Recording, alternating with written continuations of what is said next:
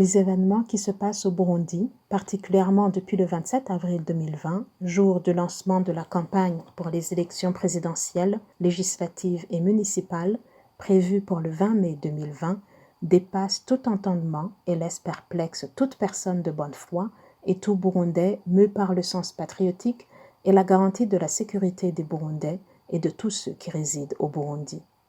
Plusieurs d'entre nous remettaient en cause la pertinence de la tenue des élections de 2020 sans que le pays n'ait remis de l'ordre après la crise qui a éclaté en 2015 et qui laisse des dégâts énormes dans tous les secteurs de la vie nationale. On ne compte pas le nombre de ceux qui ont perdu leur vie dans cette crise, ceux qui ont mystérieusement disparu sans laisser aucune trace, les exilés, la surpopulation des prisons et autres lieux de détention. On ne dénombre pas les victimes de la torture et autres exactions, les victimes de viols et autres violences basées sur le genre, et toutes ces victimes des autres violations graves et massives des droits de l'homme. Le pays est mis à mal aujourd'hui. La justice est devenue l'outil de l'exécutif, le législatif sert l'exécutif, l'éducation et la santé ne sont plus au service de la nation, mais compromettent chaque jour l'avenir et le bien-être de cette même nation.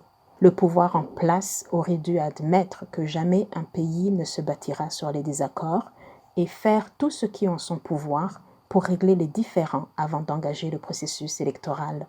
Il ne l'a pas jugé important et a préféré organiser les élections en ignorant le très grand nombre de réfugiés et de prisonniers qui attendent encore le règlement de la crise pour recouvrer leur liberté et la pleine jouissance de leurs droits citoyens. L'irresponsabilité et l'insouciance du pouvoir en place au Burundi viennent encore d'être étalées au grand jour par cette organisation des élections en ce moment précis où le monde entier est dans la torpeur depuis l'éclatement de la pandémie du Covid-19.